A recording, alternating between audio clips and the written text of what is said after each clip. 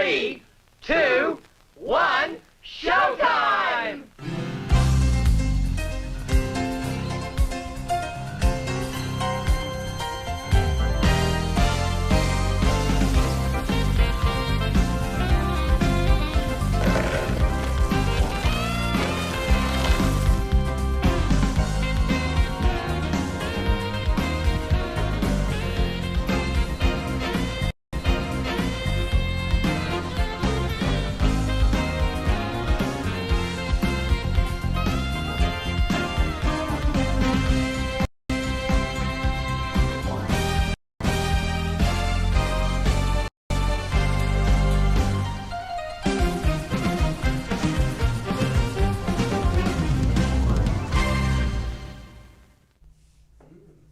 So, hello, I'm Cade, and welcome to Double Feature Movie Club. We are back here in our studio, and I am joined this week with Diane, as always, and Harrison.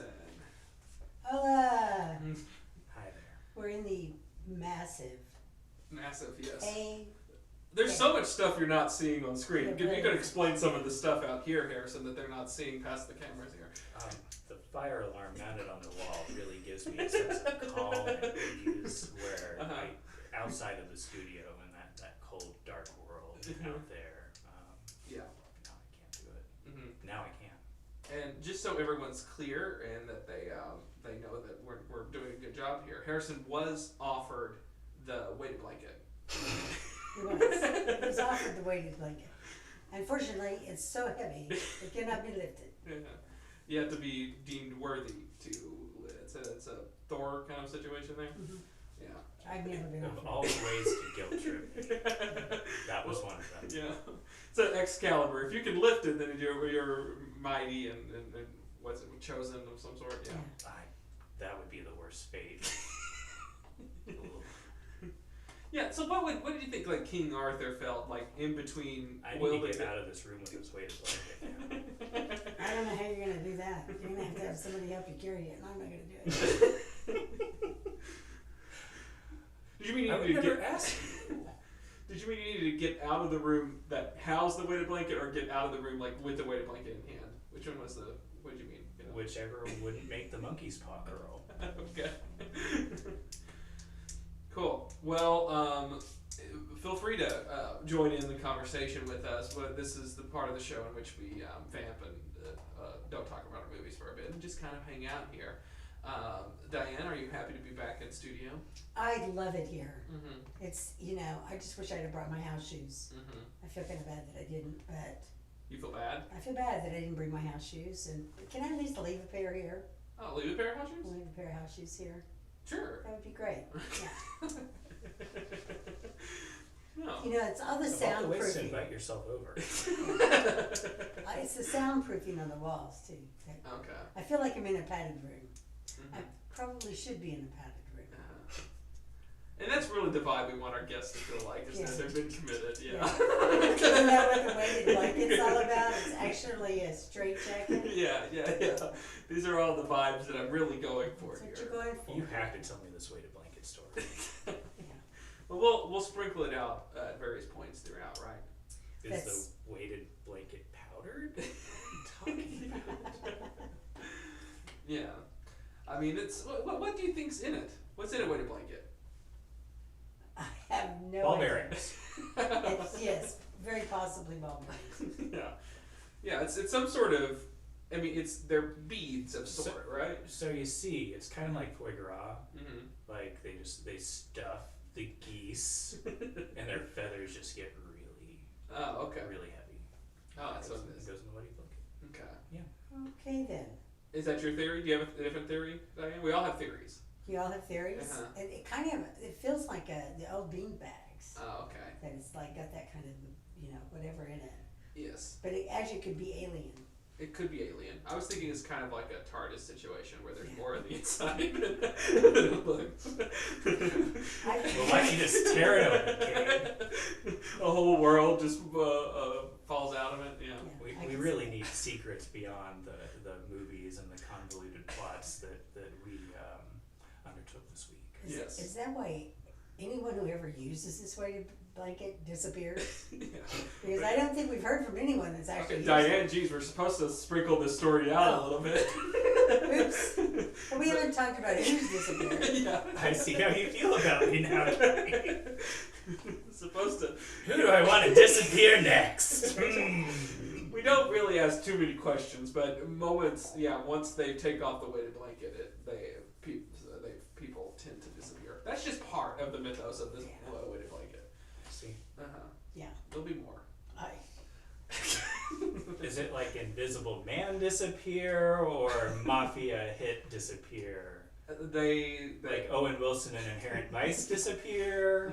I think it's like my guess. This is again, we're in speculation mode here. Is that they go to a different plane of existence? That's my headcanon for what. You're sticking with Doctor Who then? Yes. Yeah. I would go with Doctor Who. Yeah. It seems a little bit more fun. This is why the same thing that they put on dogs when they get scared during fireworks and stuff.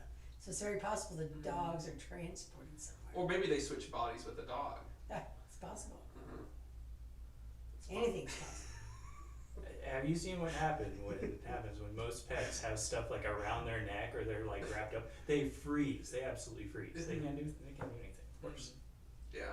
That's how they disappear. So like in those movies where something traumatic happens to these characters, then they put that like tinfoil thing over them. That's to calm them down, right? You know what I'm talking about? Yeah. That's it. Yes. Yeah.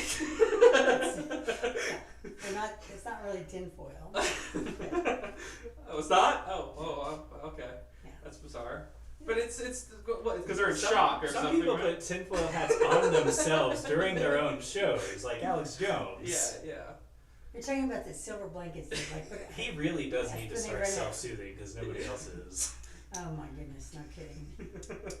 I didn't know.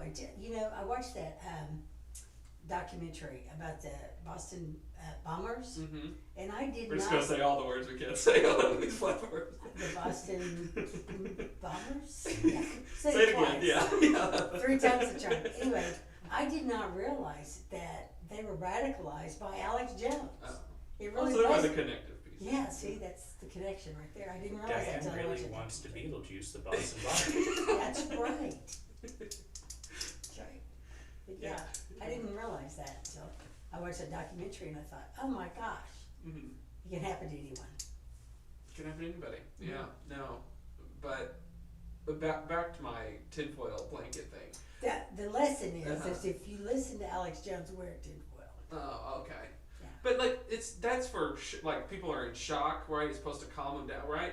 No, it's when they run a marathon, that's what they put over them. Oh, they put them over a marathon. People do. Yeah. I've only seen them in movies after like some horror scenes happen and they come, or they're in a car crash or something and they go around and there's a house fire and then they're like sitting on the edge of an ambulance with this tinfoil thing over their shoulders. Yeah, it's not tinfoil, but kind of holds in the body heat though. The first time I saw those were in 1979 at the New York City Marathon. Oh. Yeah, at the finish line, that's what they were candy people to put around them. Do they get to keep them? Yeah, you really wouldn't want to share those. Like something else. Well, do you get to keep them after some sort of traumatic event happens to you? Do you get to? I have no idea. Well, tell me about your traumatic event, that event that happened where they put that over, and if you got to keep the little silver thing. If there's anyone in the audience that has a story about that, not about the traumatic event, that seems to be probably wouldn't be too positive, but specifically the blankets Do story. you get to keep those blankets? Yeah. Okay. Yeah. I- I'm fascinated by it. Yeah, I don't know. We are only relegated to the trauma of the movies that can't choose us. Yes. Maybe that's what every time I welcome people in the studio, I give them some of this trauma blanket and tinfoil blanket. Is that what they are, Diane? No. That's okay. If it makes you feel better, okay. It's a tinfoil blanket. Wear it when you're listening to Alex Jones. Well, great. Have we wasted enough time with? Oh, well, I guess so. Last week, Harrison was in Maine. I don't know how we had a show with the way that my video feed was going, but Cade and Diane just did admirably, and luckily there were just no beats where it seemed like you had asked me a question 5 minutes ago and you were just waiting around. Uh-huh. But maybe there was. It was very much like the news anchor that has a delay in their thing, like, hey, how's the report going there? It's doing good. Yeah. So it's doing really good. Have we lost Harrison? About that. Yeah, but So it's doing really good. I thought it was great. We'll just reenact the delay that we had there for the whole episode here. I think that will make people very, very happy. Maybe they can clap. Mm-hmm. They can clap. Okay.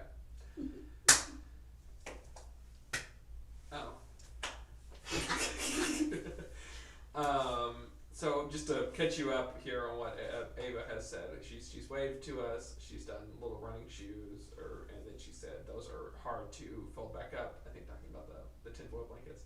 I think that's something Yeah. about joke. Yeah. Why didn't you include her in the conversation earlier? I just noticed, and then I received. What kind of streaming show do you run here? I'm sorry. Yes, and then she said I received 2 in the mail from charity solicitations. Ask her what they're made out of. Okay, no. You can ask her. What are they made out of? They're not tin foil, we know that. I'll translate. Ava. I need to get on your mailing lists. Like, Yeah. serious. Like, you get much better junk mail than I do. Mm-hmm. Man. Well, cool. Yeah. No. Yeah. What are they made out of? And they seem very lightweight, right? You think that is it a single layer, or is it like 2 layers? That's my question. Is it like 2 layers of this? Is it like a air in Ava's between? listening. So, sorry, Ava. You'll just have to ask her. I've never actually. Get that soundboard ready. I think I do have one in my little emergency kit in my car. Oh, I get the soundboard ready. Mm-hmm. It needs to ring every time we get a comment here. Also, we are live on YouTube right now, and we are live on Twitch. Just so everyone's knows. I don't know what the point of that story is. Like us, So you can click all the buttons. click all the buttons, because we forgot that the past 2 weeks to tell me what to click. Share on. with your friends. Give us the likes. Make some comments. Subscribe, all that stuff. We come here live every Sunday at 6, sometimes a little later if we're having some technical things. Well, should we just change to 6:15? Should we? Yeah, let's just say 6:15. Okay, 6:15 It just works Central better. Time. Yeah.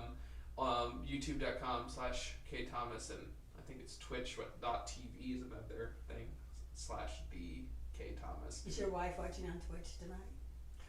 Harrison? Probably. Well, She's yeah, probably you are- watching Twitch. I don't know if she's watching us. Yeah. But yeah.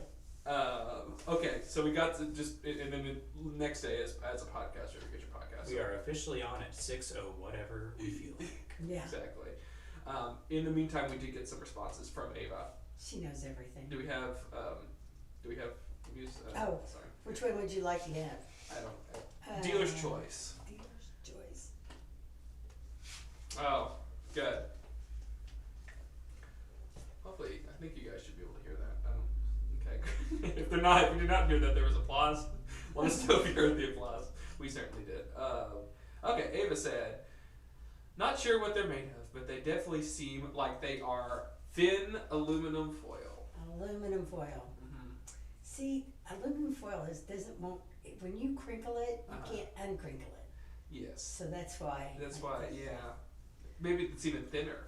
I could just ask Sherry. Well, then we have Ava said, I used them. They are very warm. Mhm. So they're very warm. That's what they're supposed to do. Yes. Very warm. And then Ava said, 1 layer. Are you trying to sell me on one, or?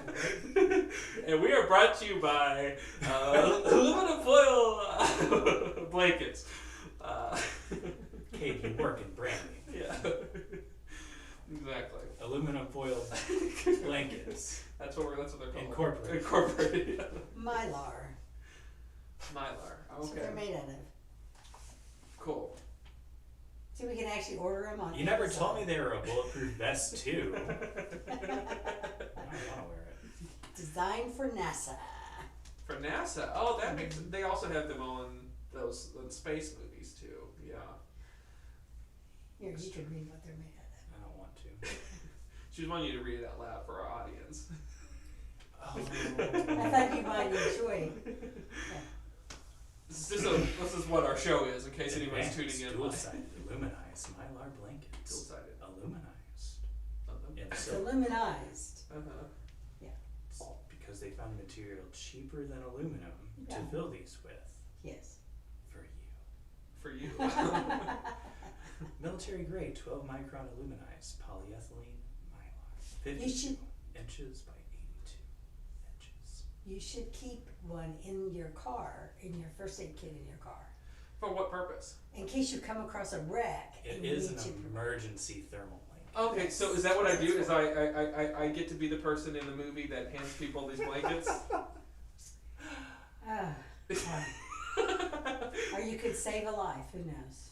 So what? Yes, that will get you in the movie. The editor is looking for the guy who is handing out blankets. That's right. That's right. Yeah. Mm-hmm. Well, good. Yeah. Hopefully they're living some sort of thing that gets. And what role did this person play in the conspiracy that was the entirety of the movie Inherent Vice? Yeah. I don't know. Yeah, there was a little bit too many layers there. That I don't know. Yeah. Okay.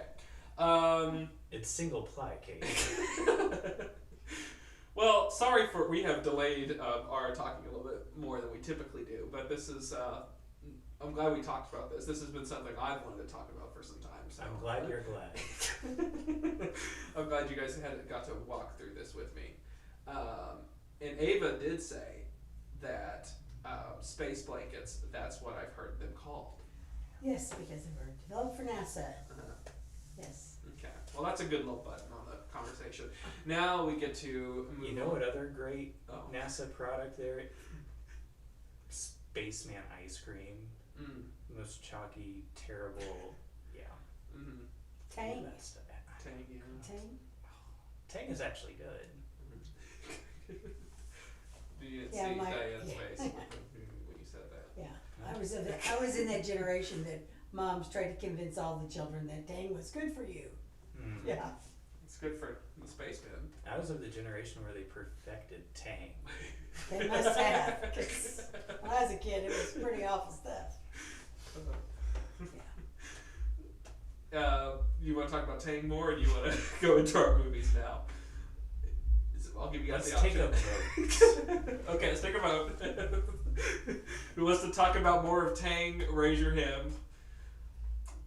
Oh, no one. I think No we one. were done. Okay, good. Okay. Who wants to move We're on to the done. movies? Oh, okay, good. Okay, we have two there. Diane's undecided. No, I'm Okay. not undecided at all. I'm just staying out of the conversation. Oh, okay. Good. Yeah. Cool. Are we ready? Okay, so we're gonna jump You're in. the perfect guest then. Yeah, I am. Out of a conversation. Yeah, that's me. So our movies that we're discussing this week, as you can tell by the title of this, is Margin Call from 2011 and Inherent Vice from 2014, 2015. Oh. I hit the wrong button. One of them, yeah, okay. I was about to say, yeah, that's not right. Okay. This is our feature presentation, then Diane will explain the plot of Margin Call. Yeah, I might. You might. I guess we'll see, yeah.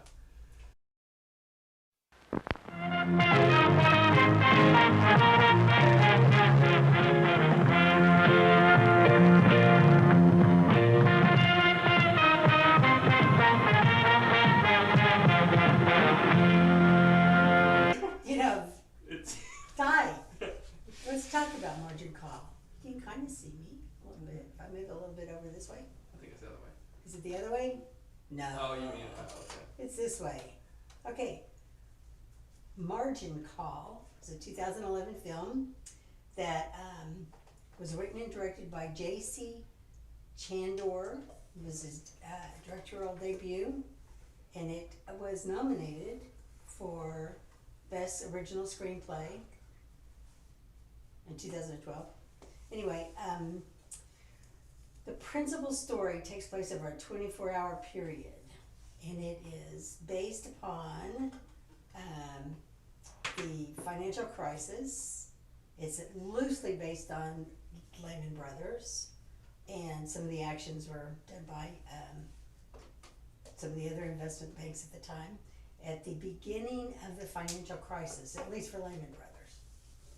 Anyway, I don't know if there's much else to say about this except for it has Kevin Spacey, Jeremy Irons, Stanley Tucci. How do you say Demi Moore's name again? Demi Moore, Paul Bettany, and the guy from You. Oh, he does, yes. Yeah. I know Jennifer's out there like going, okay, I gotta watch it now. He's in quite a bit of it. He is in quite a bit of it. Mm-hmm. And he plays the sleazy investment banker that you think of as an investment banker. Mm-hmm. All about the money guy. Young, yeah. Let's talk about this. And Zachary Quinto's kind of your. Oh yeah, that's right. He was a. And he produced it too, Yeah. which I guess in 2011 meant something. A Zachary Quinto produced movie. Well, they were coming off the TV series. Heroes and yeah. Star Trek. So he had some money. Mm-hmm. Yeah, and it's a good story to go with. I think, right off the bat, if you are not familiar with what the cause of the financial crisis, yada yada yada, you might want to watch The Big Short before Up you all watch. of our audio, Diane, they're saying we're sounding pretty soft here. We're soft. Yeah, I have no problem being called soft. Uh-huh. Okay, is that better, Miss Ava? I think that is that. Oh, we'll ask. I answered for her, but yeah, let's see. Is this better? If not, we'll yell into the mic. Well, yell into the mic. I've got these bad boys turned all the way to the top. Okay, so I think what I was saying was that if you're not familiar with the financial crisis, and I think they do a great job in this movie of explaining the financial aspects of what happened. Because let's face it, this stuff is boring unless you're right in the middle of it. And the actions that they were taking. I don't think they did a good job of talking about, other than how it affected their company, what those actions were going to, the ripple effect of what their actions were going to cause. Okay? You know how I like explaining the 2008 financial crisis? It's the bang song. No. It's when HGTV destroyed America. HGTV. Yeah. I like it. The I before we get too far down there, I must say that this was Diane's one addition to the. Yes. Well, no, she has two. You have this one, and you have one later that we're going to have later Right. this season. So you had two. I too. I rarely get any choice. I'm stuck watching horror movies all the time, and to watch two smart movies in one weekend. Who knew that could happen on the Double Feature Movie Club? I mean, let's face it. The only thing that would have been better is if we had this paired with The Big Short. Really went down into this rabbit hole. I must But say. then I loved it. Just for the audience who's listening. Yes, explain that. My background is in the financial institutions. I was there when all this was taking place. Yes. And just for information purposes, Lehman Brothers, Goldman Sachs, Bear Stearns were really not banks. They were investment banks, which is completely different than where you get your checking account. They made them into the kind of banks where you could do your checking account in order to bail them out later. But this occurred before that. But in the timeline, Yes. Bear went down first in April, and then Washington Mutual went down next, and then Lehman Brothers went down in the fall. And Lehman Brothers is what really, toppled it over. Yes. And took it to the level where they had to create Target out. And the Federal Reserve had actually bailed out Bear Stearns when they sold it to the bank I worked for. And then they came back to us for Washington Mutual. And then when they decided that Lehman wasn't worth saving. Okay, yeah. And that was probably the biggest mistake that the Federal Reserve made at that point. because of the ripple effect. They didn't realize it would have quite the impact on the economy that it would have. But I'm bored, everybody I know. No, it's actually really good information for this, with This this, particular thing. So you know how reality television love shows where people go to really terrible looking houses and then make them kind of nice and then they just try and sell them for whatever they can get. That was 2008. 2007, And 2006, yeah. Yeah, and all of these people doing all of these houses sold to all of these buyers who couldn't afford them. Yeah. And the banks cut up all of these mortgages and packaged them together in really attractive looking ways, and then they were worthless because nobody wanted to actually pay for their house. It really started in 2001. Yeah, that's when they changed the laws about who could get a mortgage. The qualifications were a lot stiffer, and then you also had the new products being built around adjustable rate mortgages, and a lot of people got caught on that adjustable rate mortgage. Like the rates are going up right now. If you had bought an adjustable rate mortgage on your house even last year, your rate would be going up right now. Mm-hmm. And people weren't really prepared for that. And let me see how I can phrase this. They were probably misled by the mortgage brokers who sell these mortgages. Yeah, like for those of you who could see me mouth that. Anyway, a lot of mortgage brokers were sued out of this, and several of them should have gone to jail, but they didn't. But yeah, where the investment banks were wrong is they packaged those mortgages and they threw together different rated mortgages into these products for people to trade on for securities trading at that point, and then they made bets on them. I mean, let's face it. If you're playing in Wall Street, that's all you're doing is betting. I mean, if you're in the markets, you're gambling, and that's what these people were. They placed too much of their capital in these bets. Wall Street created a dream for all of America. Oh yeah. And Americans just couldn't live up to it anymore. It just couldn't. That's what they say in the movie, and then Anyway, so about the movie. About the movie itself. Now, so because I'm gonna say I really like this movie a lot. I found it to be just from the narrative perspective of it all taking place over one night.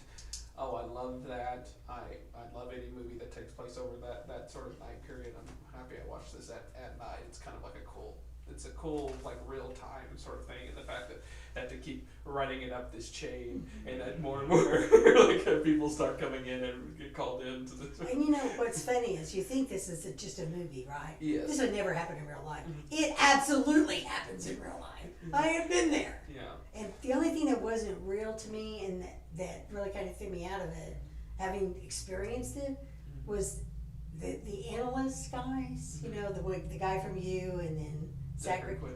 Yeah. They would not be sitting at the table. They would be in the chairs behind the table. Oh. Along the wall. Yeah. Yeah, that's where the secondary people sat. They would never have a seat at the table with the chairman of the board. Yes. Never. But, you know, there wasn't as many there that would normally be there in that kind of a meeting. Yes. Yeah. I really dig this movie, obviously. It's just like part of my life. Because it's boardrooms, it's like, so I had realized I had seen the Jeremy Irons scene when you first come in and like online or some sort of like out of context thing, but my gosh, Jeremy Irons is just fantastic. He's fantastic in this, and so he comes in a little later into he's someone they talk about, of course, and then he comes in. It's great. I lost my train of thought there, but it's an ensemble piece. They each have their own little parts to have, and I like how the movie even would pair two characters together, like in random situation, like, and they'd kind of like have this person talk, and then have a scene with them, and then they'd move over and have, And so pretty much everyone had like a scene together, these actors, and just different things of being in this building at night, you know, as they're trying to figure out all this stuff and schedule their meetings to talk this and then run it up the chain. Like they really did a good job of like each character's perspective on their job, what they're doing for like the world, and what their perspective is on how do they get through life knowing that this is their job and why are they in this sort of career field is fascinating. Yeah. That was, I think, And the most interesting part. Whether what they were doing was right or not. Yes. Yeah, and what their drivers were, I guess, is the right way to put that. Yes, because I like really some liked- people thought that like they all had different perspectives. Some people thought that what they were doing was wrong and had to come up with reasons as to why that was, you know, they were doing that. That other people thought they were doing the right thing, and they looked at it from that perspective. And other people were like, yeah, it's bad, and I guess I'm a bad person, whatever, you know, like they don't even like, people view it as a game of like just trying to like a corporate ladder. It's just people had different perspectives as to.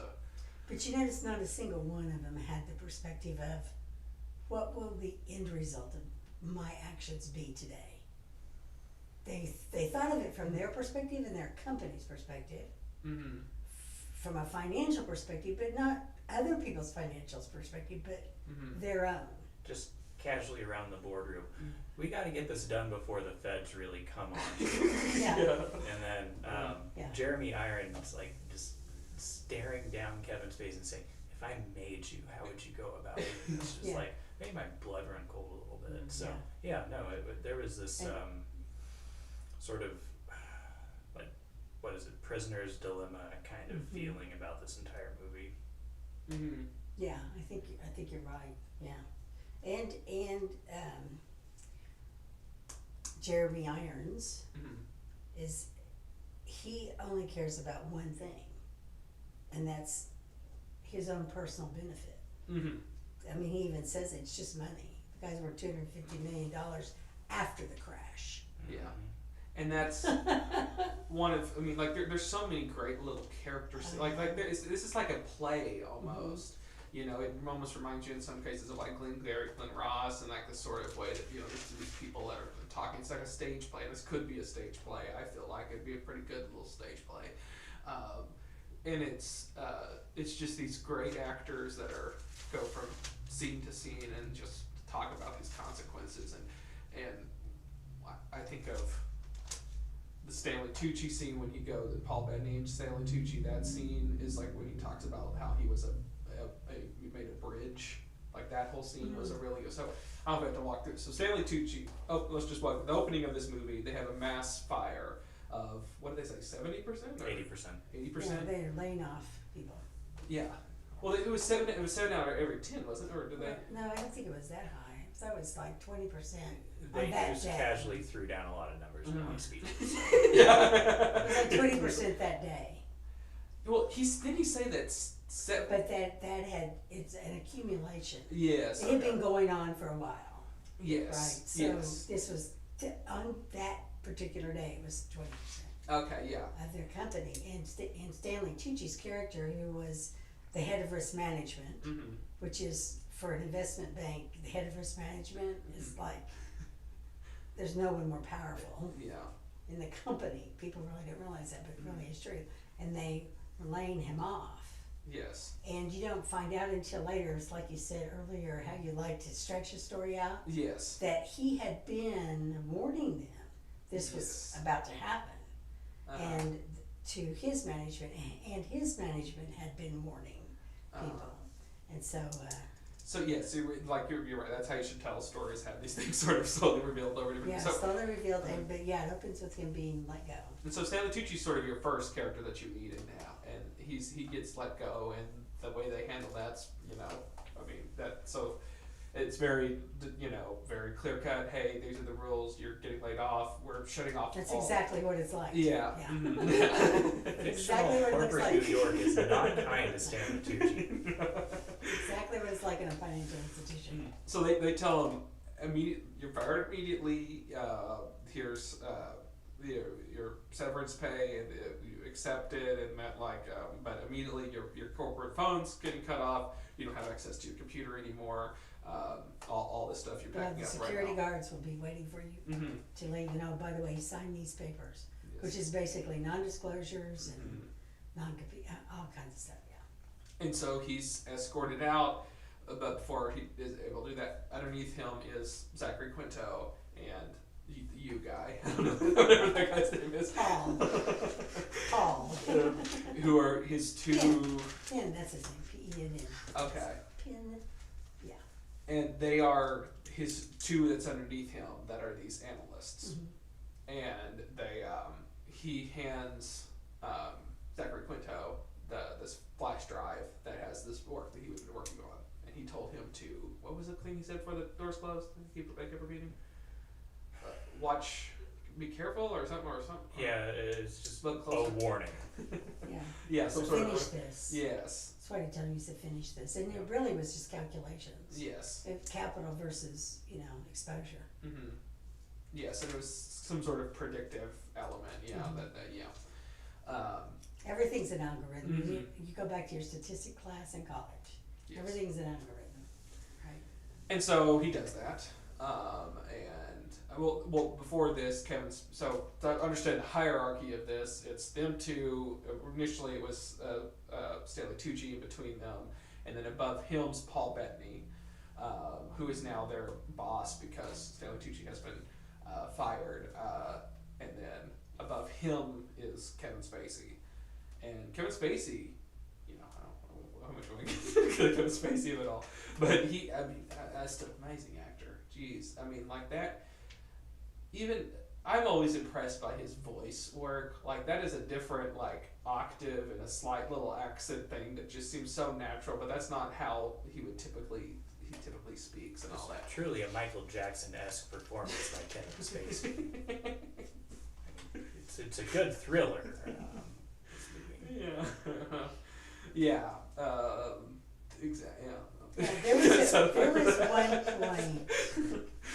I think it was when he was in the bathroom and he had washed his face and was looking in the mirror, and I thought, he is such a good actor. It's just it's so sad what's happened because he was a gift in a sense. Yes, and he can sort of it's interesting to see he could have played any one of those characters in the movie, and and this is kind of one that's he's. Because he's played ones where he's the menacing type, obviously, he does that incredibly well, and then he does ones where he's kind of the meeker kind of character, and this one's kind of one a little bit in between those two. He's not brash by any means, but he's just a guy who has this team that he cares for, and he's dealing with a personal issue, a lot of personal stuff. He's the broker's manager, so he's really the operations manager that's been there the longest. Yes, that's the key. Yeah, people like Paul Bettany, that position, as well as Demet and the others, those are transitionary kind of careers, where you're bouncing around from investment firm to investment firm. And he's the hardcore, been here forever investment manager. 3 that has decades been or something. through it. Mm-hmm. Yep.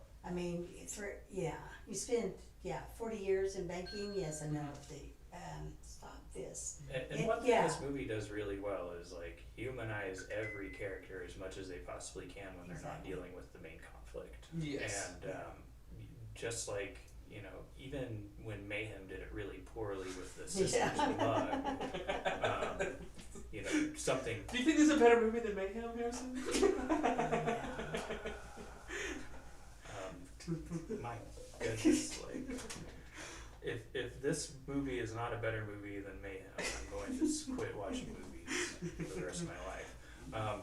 But yeah, just the introducing, sure, there's overly pathetic kind of my dog is dying of cancer kind of thing, but nonetheless, it's presented in a way that isn't overly pathetic, and you really have to find a way to connect to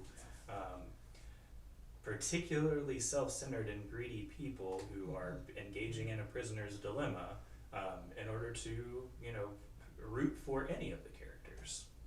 Yeah, and I think that it's a good point of like even kind of they sprinkle in like his like everyone's personal life and kind of in this particularly Kevin Spacey's character of like why that you don't initially it seems sort of bizarre that he speaks so highly of this dog or like whatever that He's is. introduced Yes. with the story about His the dog. dog. Yes, that's his first introduction of Kevin Yeah. Spacey. Is this the fact that he has this dog that's dying and like and that's what's on his mind, Yeah. and the fact that like He's the only guy in the room with a heart. yeah, and so and that's sort of then like a through line of then later you kind of understand of course why that is the case, and it's told so fascinating which parts get each scene has a purpose. Wow, is that crazy? You were talking about the hierarchy of the management structure. Mhm. I didn't get that Paul Bettany was Kevin Spacey's boss or the other Kevin guy. Spacey was Paul's boss. Yeah, I didn't get that. I got Kevin or Paul's character to me was almost like a narrator. He's the one who introduced you to everybody, Wow. you know, and yeah. So Paul, Stanley worked for DeMad. No, it's Stanley worked for Paul because that's what they were saying. He became they could have been equals and they got put underneath Paul Bettany. So that's also a possibility. But whatever, they got put underneath Paul Bettany, who was underneath Kevin Spacey, and so each time they kind of brought in new. So they keep going up the chain on this sort of thing. I did in the whole thing. The whole time while you're doing this, you're introduced to the salaries. That's always what every single person that first time they do. Like, what, did you hear that? And like, who knows? And then, like, especially the you guys very obsessed about that. Zachary Quinto's like, oh, what That's are we his- gonna be known? yeah. Yeah. His role was to be the money hungry, Yes. you know, hardcore party and investment banker guy. He just was. He was new. He was the newest guy there. They never show what they do either, you know. Yes. They never show They just what keep their looking at the job screen. Well, is. my favorite thing is look at this number on the screen, and they never show the screen. They never talk about, you know. A lot of Star Trek glossing over the magic. Yeah. Yeah. Or the analysis that they do on companies or any, they don't do any of that. But Yeah. that was kind of his role. He was the one that, you know, you thought would actually jump out the window. Mm-hmm. Because he thought, like, you know, it comes later that perhaps he'd be the first one out there. He's the newest person there and everything, and because then everyone starts to wonder if they're going to be fired and try to position themselves in a way that's like they're not fireable or whatever. But to me, the most interesting, or not most, but interesting then is that then running it up to Kevin Spacey's boss, who is the mentalist. What's his name? Simon Baker. Yeah. And that whole dynamic, because that introduces, because previously to this, it's the idea that like it's an age thing, like each person gets dramatically older as if and then of course that becomes a thing that he's younger than, much younger than Kevin Spacey. Yeah. Yeah, Simon and their peers Mm-hmm. in this organization, they both report to Jeremy Irons. Yes. And then there's the And then that other people guy that was underneath there. them. Mm-hmm. Right, and Simon Baker, that was an interesting role. To me, having worked in a financial institution, Mm-hmm. there's always the young guy that's in his 40s that is being groomed to take someone's place. Mm-hmm. And they usually will have a guy and a woman. Mm-hmm. She was probably in the same age bracket as him. Mm-hmm. And I thought it was interesting because I think over the course of my 40 years, I never saw the women win. Mm-hmm. It's always the woman that gets cut. Yeah. She's going to be she knew it. Yeah. She knew going in that even though she was the one who said this is going to be a problem, we need to do something, Mm-hmm. but she was going to be the one that was going to be the scapegoat. She also seemed like someone that everyone could like openly despise a little bit more than Oh, they, yeah. they couldn't openly despise another one of the male co-workers there. No. Yeah. I wonder what the culture of Wall Street is. Exactly. She's also the only female in the Only cast. female in the cast. Well, we had one version of others missing, but yeah, it's so. But I found that his character to be very fascinating. And Yeah, he's the killer. He's the guy who's going to take Yeah. everybody out. Yes. Yeah. The guy with absolutely no conscience. Yes. That's what they're there for. Mm-hmm.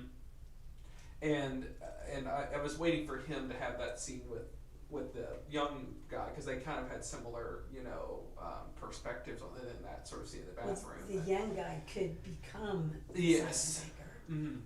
if he sold his soul. And so they were all again all this different. They're talking about their salaries and all. And one of my favorite. Now this is one of my favorite things. I say that often, but the themes, because I do think it's very accurate. Is this idea that because their people live just with whatever their means are, like that they're barely breaking even, all of these people, with their lifestyles, because as they move up this chain, their lifestyles become more expensive. Yeah. And so all of them are kind of right on the border. If they lose this job, if they don't get more money, if they don't move up again, they will feel like their whole thing's going to collapse, because everyone's living within whatever means they are, whether The that's whole millions culture of of dollars. investment banks. Not within their means whatsoever. No, but yes. We Yeah. totally understand the point. Yeah. The whole culture of investment banks are, how much money do you make? Mhm. How much money can you make? Mhm. I can remember when the bank that I worked for merged with an investment bank. Mhm. And the very first thing, our chairman, who actually came from that environment originally, but long story, the very first thing he did was he cut off all their chauffeurs. Oh, It's like, guys, I'm not paying for your cars to bring you to work here in, on Wall Street. yeah. You pay for your own ride, and they threw a fit because of that one perk they were so used to getting.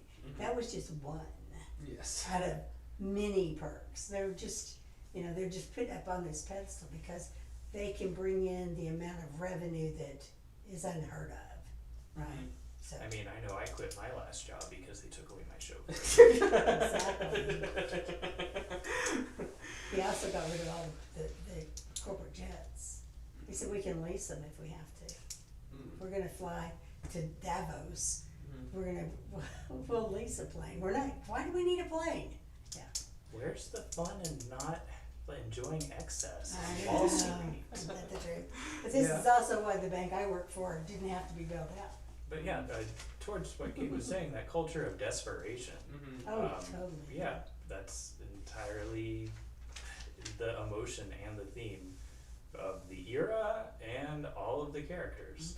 But I still think that's like the case in any, like if you hear about any sort of like people I don't think probably invest as much, or like that just the fact that everyone lives, no matter what paycheck they're getting into, at a certain extent at their means, that they get like right at it, and like they become used to that amount of inflow. Living on the edge. Yes, and so even in this case, whenever these people are making millions of dollars, that's just like, well, yeah, I have my house and my, and then like my car, And and then then the once car. you, Otherwise known as hood rich. yes, And you get to the CEO and he goes, oh yeah, and the helicopter. yes, yeah, everyone has to have another And experience the- that and goes the- up and that's the- and the- necessary to Yeah, and survive. the private plane, the Uh-huh. private jet, which thank God in the last tax cut they rewrote that. The tax code on private jets so that they don't have to pay taxes on those anymore. They would have never survived if that hadn't happened. But anyway, don't get me started on that one. Let's see, there was I wanna know, Mary McConnell played Kevin Spacey's wife at the end, Oh, okay. right? Mhm. That was who that was, Mary McConnell, right? Sure. Yeah. I wanna know, are there any women out there who really and truly wear a push-up bra to bed? Cause I mean, she had a freaking push-up bra under that nightgown. Who would do that? Make any sense? Is that one of your notes, Chad? Yeah, that just took me right out of the movie. I will tell you though, when they Very started. into the movie. Very into the movie. Turned it off after that. I mean, just kind of take the Seinfeld perspective on this, which is Yeah. like, if it seems too absurd to even be in a movie, it almost certainly happened in real life. Like, no, they're just the insecurity of certain people towards whatever it may be, whether it's a push-up bra to bed or what have you, is a very real thing. But yeah, absolutely, like, these are not people that We can I relate run to. with. Yeah, that any of us can relate to. I will tell you guys, when they started making the calls to sell, and they were dropping the prices Yeah. on these mortgages, they the very first call was, I forgot which bank it was, but the second one was to Citibank. And that transaction, that sale that they did, put Citibank in a position where they needed to be bailed out or they were going to fail. And you talk about too big to fail. Yeah. And I literally brought tears to my eyes because all I could think was, all those people that they just sold their mortgages to Citibank for 60 cents on the dollar were going to lose their homes. And the bad part was every one of these SOBs knew that. I'm sorry, I shouldn't laugh at. No. Yeah. They knew it. And I do think that that was like they didn't really like Big Short. They kind of talked about that a little bit more of the sort of impact, and of course Too Big to Fail and all that different. They do talk about a lot of them. That this movie wasn't necessarily really about that. It was really about these characters and just and really just their perspective. Like they really hope that some of the especially in this point when it was made. I mean, this is 3 years after this happened. The people know the sort of personal consequences of this. Right. There's a lot of inside baseball stuff going on, but Mhm. it's easily ignored or what have you. It's still just a good movie that later on you may need a little bit of historical context on, but you won't need that much. No, I would watch The Big Short, Yeah. and then I would watch this one, Yeah. and then I would watch Too Big to Fail, because that's the timeline. Yeah. Yeah, Big Short really gives you the good feel for the setup and how I got to this point and what they were actually doing that caused the problem that these people in this 24 hours had to deal with. Once they realized that they were over-leveraged. Yes. The greatest bathtub education of all time in The Big Short. Oh, yeah, Yeah. that's true. I love that movie, it's just characters. Anyway. Here's my notes. I talked about Kevin Spacey's voice. I talked about produced by Zachary Quinto. I did have the fact that this is now the second time that Harrison's been on for a Zachary Quinto movie. He was in Hotel Artemis as well. So I forgot he was in that. T4. Which is forgot. why Zachary Quinto's a good actor. Yeah. He just is. Yes. Mhm. He's just like your solid, dependable. Like he's going to hit the role. He's going to hit the role well. He's amidst a company of extraordinary actors, and maybe doesn't stand out too terribly much in this movie, but it's. But still, you wouldn't want him to either. No. Like that's the sort of like I think of that. So okay, so then Cyberg, just to wrap up that boss is Jeremy Irons, who's the chairman of the company or whatever, and he comes in, and this is at like at what point would that was at like 3 a.m. or something like that, and so he flies in on his helicopter there and has this whole meeting, and wow, that's amazing. It's such a tense scene, and you can feel Zach because like then they're all like the power dynamic of that of like people not wanting to speak up but then like not wanting to make it seem like that they're not under pressure that they're so everyone having to know the sort of and then him picking on Zachary Quinto just to tell him the facts. Yep. And him being incredibly nervous, like he has to be the person who breaks this awful news to that scene. Wow, yeah, Jeremy Irons, fantastic, so intimidating. Yeah, very intimidating. And you got the new kid on the block, he's gonna intimidate the most. Yeah. The one that still hasn't sold his soul yet. Of the two young guys, he was the one that really didn't belong there at all. But had the mathematics, And so he was a literal rocket scientist. That was what his background. He was over. That's what they say in the thing is because he had a engineering degree, and that's what his background is. And if you're really good at math, you can do a lot of really cool things. That's true. Yeah. So Stanley Tucci was really good at math. He was also an engineer. And so this whole time, you don't know what's happened to Stanley Tucci. They're all trying to get a hold of Stanley Tucci. You guys know this. I'm talking to you, but you got the audience, whatever. They're trying to get a hold of Stanley Tucci, and they're all because essentially everyone who knows this information is in the building and is in these rooms. It's conversation because they don't want this leaking or anyone to take this anywhere, and so they're trying to find Stanley Tucci. And so this whole time, people are like, he hasn't returned home. They've turned off his company phone. And that's a whole thing on top of that. and people are nervous about like what is he doing or what's happening there. Is he sitting there at the New York Yes, yes. We fired this guy. Is he gonna rat us out? Yeah. Exactly.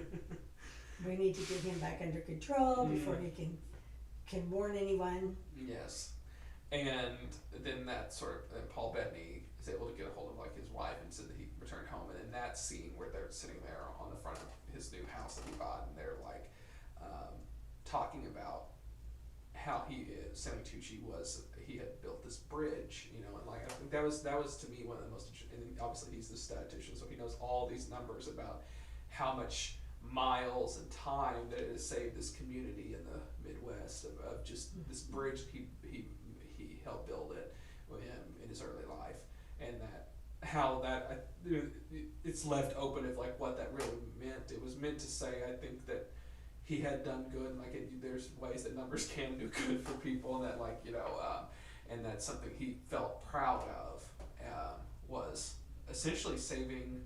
He said the amount of years that he saved of just human lives is astounding. And now that bridge is shelter for all the people in that community. Who lost their homes and are homeless. Yep. Yeah. Yeah, just hope the Koch brothers didn't hear that. I mean, It's they a really well built Yeah. bridge. because they will shut that thing down, man. You can't make money off that oil if people aren't spending more time in their cars, Yeah. right? Exactly. And so to me, the standout scenes were that. I like the one where they're on the roof, the top of the building. I like that, and then Jeremy Irons scene there, and then that last scene with Jeremy Irons and Kevin Spacey, where Yeah. they're up in that executive Executive dining dining room.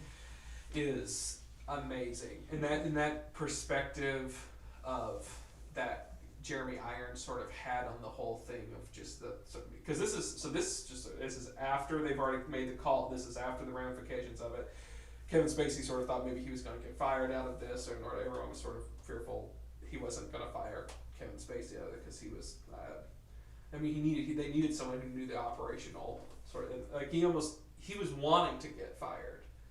He was wanting So that he wouldn't have to do what he's about to do. Yes. The thing is all of them ended up losing their jobs in the end. Mm-hmm. Because it didn't take an hour for, it to literally hit the markets that they were trying to unload. Mm-hmm.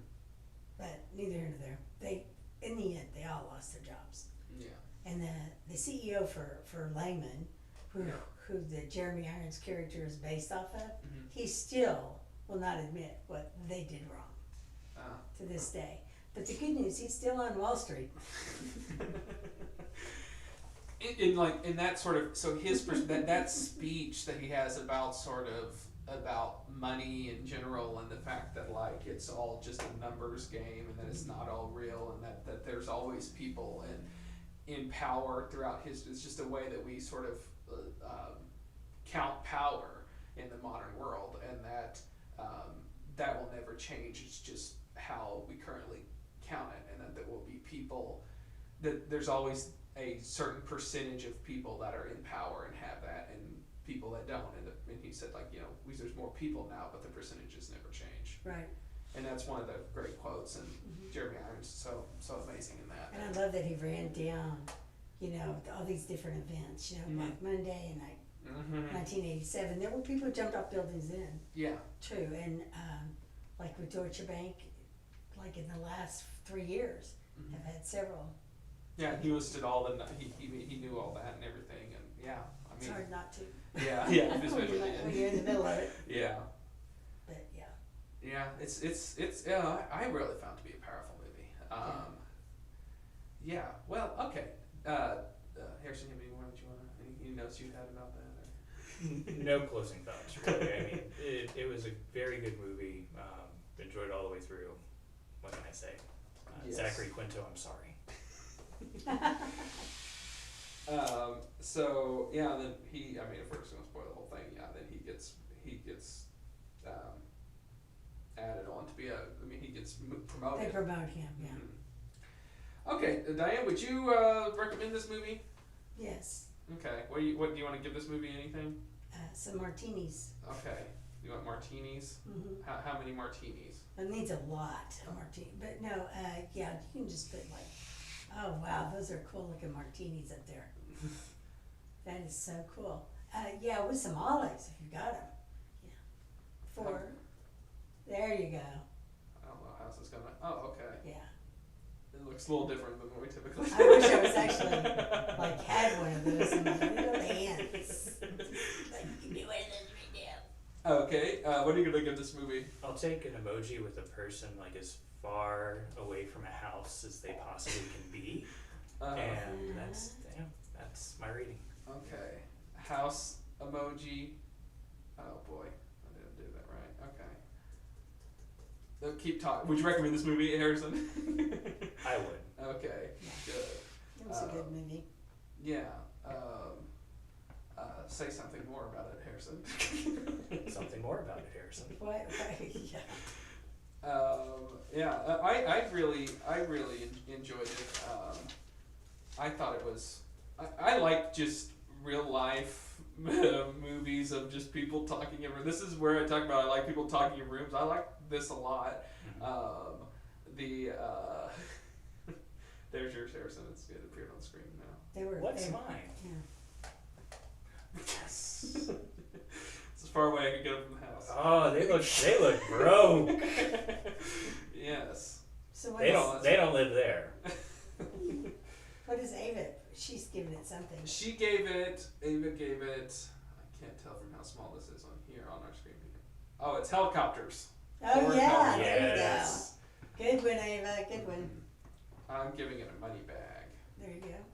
Just fun money bag. Yes, I would recommend this movie quite a bit. I would definitely recommend if Did you've the not producers seen make it. off okay with this movie? Yeah. Well, I think so. The box office was 19.5. Nobody lost their house because of this film. Budget was 3.5, so they made a little profit off of it. Did we litter our screen enough with emojis, do you think? I think so. I like the fact that I got 4 martinis right here. That way I could like really have one. I really like. I highly recommend it. Yeah. I think it was.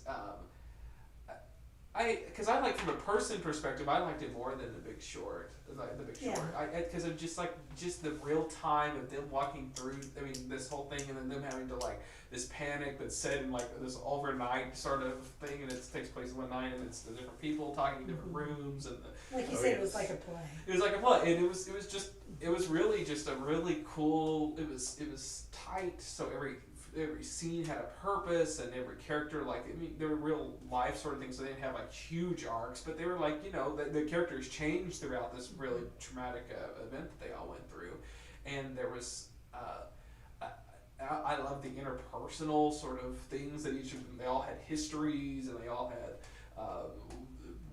why they didn't like these people, and like the sort of things of that, and just I really enjoyed it. I highly recommend it. It's one of my favorites we've watched. Yes. Of this second part of our first season. Kind of reminded me of Bad Education. Mm-hmm. Yes, in that sense of like, I do think Good ensemble cast, great writing. Great writing. I must say, I don't think it was. Bad Education was also like incredibly well directed as well. Like it was like visually. I mean, it's shot on film. Not talking about Bad Education again, but so I do think that the directing was not the focus of this. It was just kind of like very straightforward and everything, which is fine. It didn't need to be anything flashy or whatever. It was really the performances and the writing. There's only so much cinematography you can add to a boardroom. Yeah, exactly. Was I right about the corner office? You know, yeah. But we had one last week and one this week. Both of them were not that exciting. But I'll tell you, Still better than being on the floor, though. I love the fact that like an office at night, like that looks cool, and like all these exterior shit, like cause you could tell it's at night because of all the windows, and it was really real. Like they seemingly went to this office the corporate dining looked fake to me, but all the other windows looked real to me. Really? The corporate dining looked exactly No, like I mean corporate dining. the window outside of the corporate dining. No, it looked exactly like the corporate dining rooms I've been in and been No. in. I don't. I mean, like the skyline behind That's it what I meant. looked like a picture of a skyline. That's what I'm saying. Like it. All the rest of them looked like they were legitimately in an office building at night. Like I do think they shot it real, but that one seemed very much like that was a photo behind the set. But I could be wrong about that. But that was the only one that seemed a little off to me because I look for those things. Well, cool. We're gonna talk about our next movie now. It was filmed on the 42nd floor of the One Penn Plaza. So part of me wonders if they shot it at night when they, could use the space or something, or there wasn't other things going on, and like even that one maybe had to be shot because they shot it at night shoots that one had to be shot. So I overthought about that corporate dining cruise of why that was in a different set than all the rest of the things. Well, evidently this particular floor was vacant, so they had it 24/7. Well, that's cool. Yeah, it is cool. Yeah, that's what I was saying. It seemed very real, and I love in general. If I had to shoot movies, I would shoot them all at night. I think there's a different aesthetic that you sort of have and you get. Like Back to the Future was all shot at night, the first one, because of how Michael J. Fox was doing his sitcom in the mornings, and I think that it just gives a different aesthetic and a different feel, and it just feels different. You can feel it whenever it's a day for night shoot versus an actual nighttime shoot. Okay. Plus, yeah, I think it adds some intensity. It does, yeah. Mm-hmm. Yeah. And the soundtrack really added to it too. Mm-hmm. Okay. Well, we're going to talk about our next film, and that is Inherent Vice. I guess also a crime movie. I don't know what our theme is this It week. wasn't really shot at night. It's a whole lot, I don't really know what I have. Typically, we have some sort of. We knocked off. I think this was supposed to be Joaquin Phoenix night, and we knocked off one of our Joaquin Phoenix movies because we wanted to watch Margin Call. So, I don't. Not the worst decision given. Like, I've said this before. Joaquin Phoenix puts in amazing performances in really flawed, really bad movies. This time around, we got lucky. We got a pretty darn good film, and we got a fantastic Joaquin Phoenix performance. So. Okay, we're gonna jump into it's a preview. Preview of a preview. Preview of a preview. So we're gonna talk about Inherent Vice from 2014. After our intermission, be sure to grab something from the concession stand. What should I get, Harrison, from the concession stand? Something edible. Okay, good. Okay, and here's our intermission. We'll be right back, and Harrison will explain the plot of Inherent Vice. Hopefully. Good luck with. I want all the details of what the. All the details. Of every plot point and every person you talk to and every Can I get reveal. an extra large soda, please? Okay. Cool. We'll be right back. Good evening, ladies and gentlemen. It's intermission time. All these delicious treats are waiting for you at the refreshment stand. Delicious fresh popcorn, ice-cold cola, and candy you know and love. They're all ready for you now, so you won't have to miss any of the feature. Come and get them. And now, on with the show.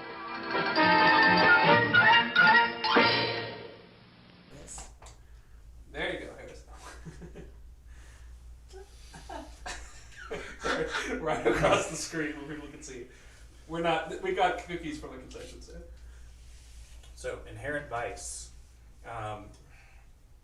Really, just so much is going on with this movie, but it never really loses its focus on Larry, Doc Sportello, and PI, who just goes through a Kafka-esque nightmare, but with some really nice high points. It's not like all those.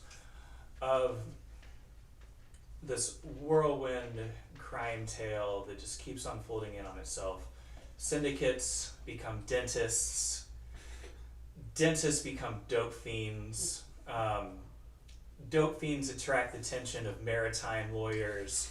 It's standard Thomas Pynchon stuff, and if you're a fan of that author, which I am, it's really his signature just to go fully epic, even to the point of farce, bringing in as many characters as humanly possible, who actually play meaningful, parts every single time.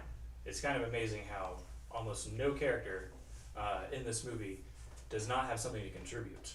But yeah, I'm talking about how much I like this movie before I even explain even more about it. See all the actors. Josh Brolin's character, Bigfoot.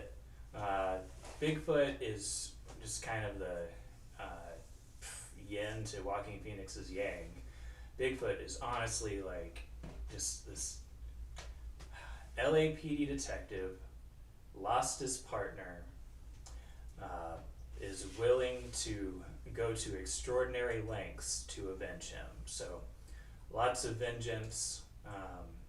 It's LA in 1970, lots of crazy drugs and lots of nonsense and chaos.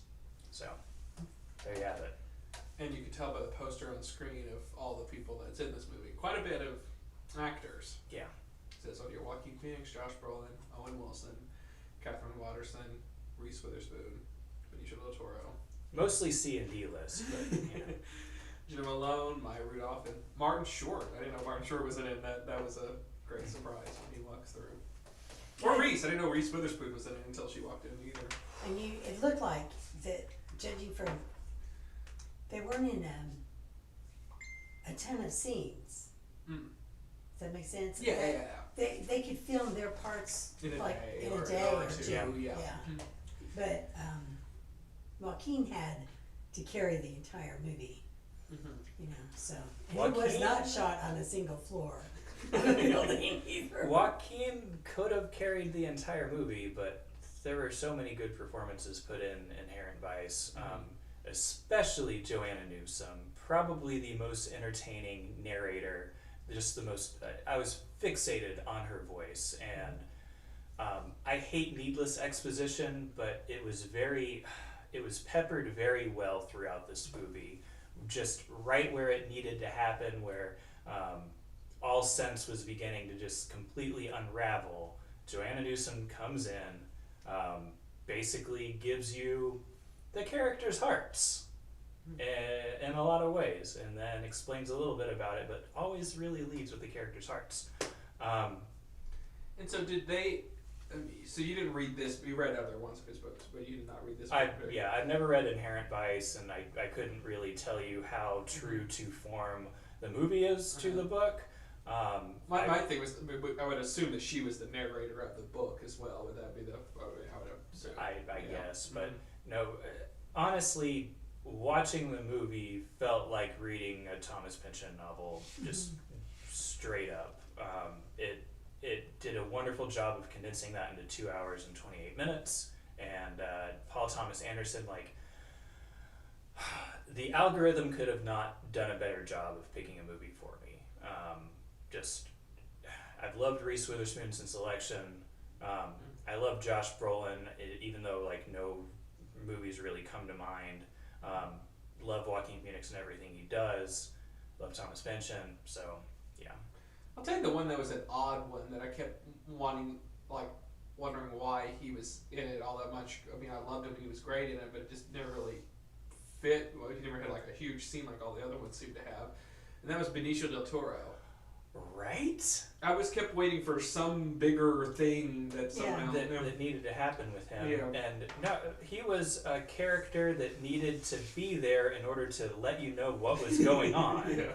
He's the one that helped fill in what the plot as was. convoluted as a maritime attorney could be. And I was thinking about this, where Benicio, the movie directly addressed his character's motivation. The man loves ships. That's all there is to it. Why else would you go into maritime law if you didn't really enjoy that and you didn't have a passion for it? So yeah.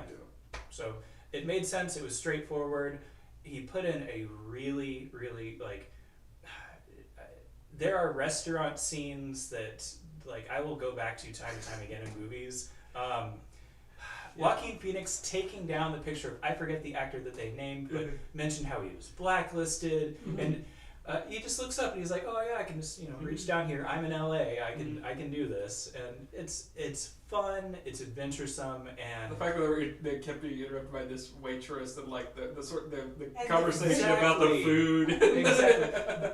Upselling in 1970s LA was a little different thing. And whatever it was they were ordering. It's your stomach. Oh, it was bizarre. Yeah. Jellyfish something. Right. Was one Croquettes. Yes. Yeah. Yeah. And these are these flights of fancy, like you get in Thomas Pynchon novels, like randomly bursting out into song that no one really understands who exactly is singing in the moment, but stuff like that, the errata, the details are lovely and gorgeous, and they're lovely and gorgeous in this movie. Is it nice? Yeah. Homage. Yeah. There's also this kind of, well, I'll just out now say it, just like human centipede of institutions going on in this movie. The LAPD, the FBI, the purportedly Chinese syndicate, The Dental Association. Las Vegas Mafia, conspirators and informants, and these different organizations, Aryan Brotherhood. I'll never look at somebody like protesting on television in the same way ever again. Yeah, that was a fascinating thing. Of, like the fact that why Reese Witherspoon is the DA, and she sort of explains why they'd have Owen Wilson go out there and protest on TV. Now this brings up a really good thing.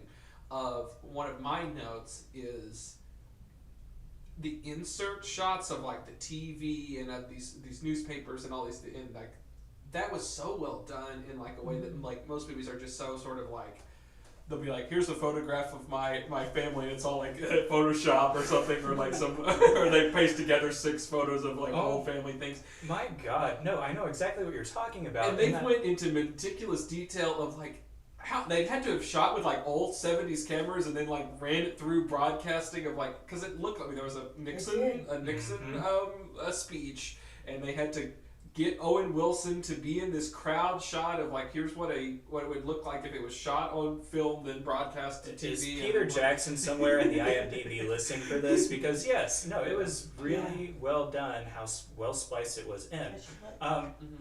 But those sorts of things, the newspapers, and really the commercial at the very beginning, it just sums up how yuppies bought in such a silly, farcical way. That commercial reminds me of the commercial in Synecdoche, New York, where it's the TV is reaching out and grabbing the character, saying, "What's up, Doc?" And anyways. Yeah, I agree. It's where they had to shoot, the fact that so Josh Brolin's character, he does TV work and these different things, and because he's like a local celebrity, sort of like a Tulsa police department gentleman who is sheriff. Tulsa Yeah. sheriff. Well, I think what you're talking about, Stick. More Stick than Vic, but but yeah. Vic is more of the QAnon guy. He's You said that, Diane. he's part of the rallies. Yeah. I did not say it, but the fact, and this the LAPD has a long history of work with the television and with the movie industry. It's very well known, to the Dragnet days, of how they've been that's how they get with using their cars and their uniforms and all that, is because of these connections that they have, and that's one of these little tiny aspects of this movie, is the fact that he's this local sort of celebrity, and he will appear on these commercials as a spokesperson for this land development that's out there and that they're developing, and also the fact that he appeared as an extra. They showed him as an extra in what's that show? Adam 12. Yes. That I was remember that show.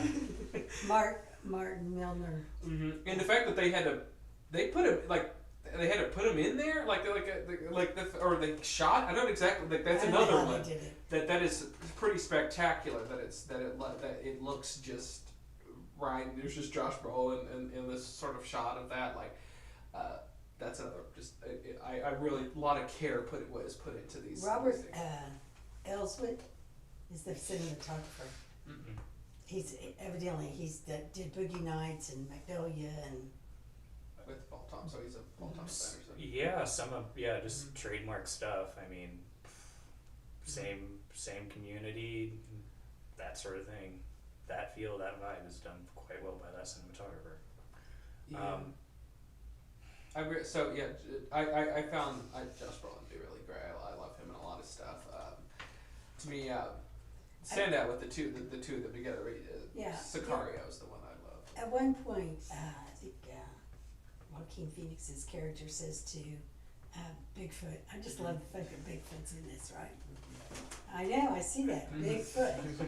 Anyway, that he says something about you should have done this instead of, stealing cars with your, kind of like maybe they went to high school together. Yeah, it seemed like they had a history. I Yes. thought, Yeah. okay, so he was out stealing cars with you. I get it now, yeah. Yep. Which made their whole relationship make a lot more sense. Yes. Oh yes. Rivals from time immemorial. Yeah. And like, Okay. And even Bigfoot's wife Yes. was like, Yeah. oh, it's you again. Yes. Yeah. but what is living in LA if not just extending your teenage years ad infinitum? He has this new office or any office he's had since he had been with the lady who comes to him, but his ex-girlfriend, but it's in a doctor's office, right? Yes. Yes. I know. He's a doc. He's done. He's We're not stirred there. up He's even. supposed to be there. And just Maya Rudolph's shocked look on her face just throughout half the movie, Yeah. especially whenever the Nazis come by. Yeah. She does a killer job for the very few scenes that she's in.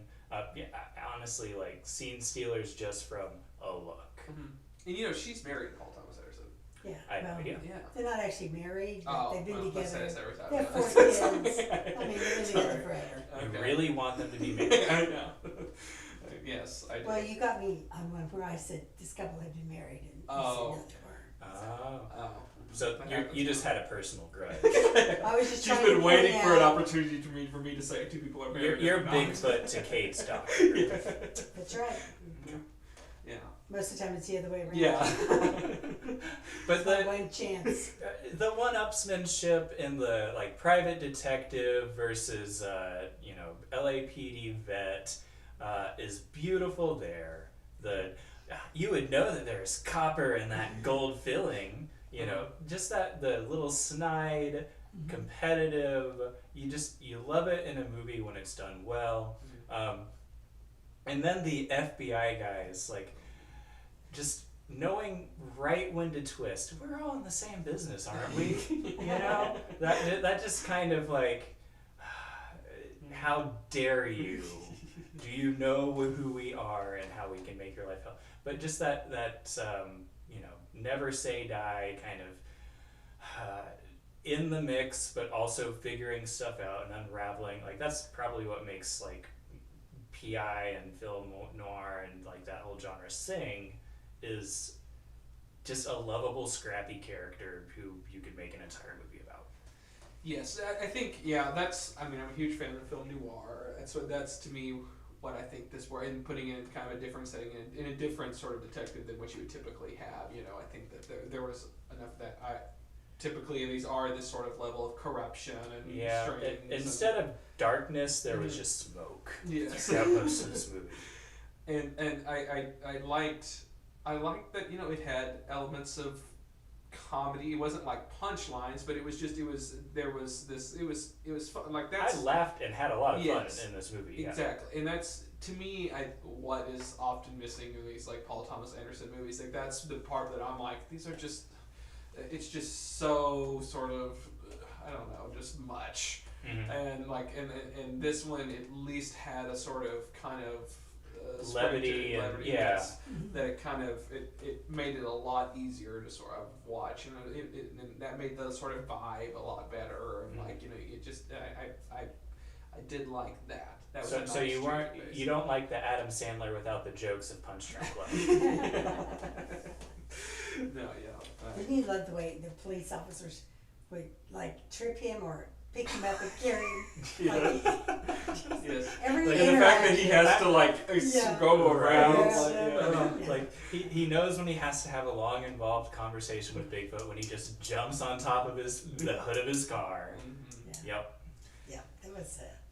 The history of all these characters was really what I think what worked really well. Oh yeah. Yeah, I enjoyed the movie. Let me see. Did you have any notes for this, Diane, that you wanted to? If you want to, if you can see this, Oh, Bigfoot. well, you seem like rantings of a mad person. Man. This is Bigfoot. Yeah. Oh, here's one of my notes. I only had 2 notes for this movie, and it was the insert shots and insert photos and videos, which I just thought was just fantastic. You know, in so many movies, I had just seen the trailer for the new Halloween Ends, and the fact that she's like, Jamie Lee Curtis is like, my daughter. Spoiler for the last Halloween movie, I guess. She's like, my daughter was killed at the last Halloween, and it's like it shows like an image of Judy Greer in a photo, and it's quite obviously a screenshot from the previous film that she was in.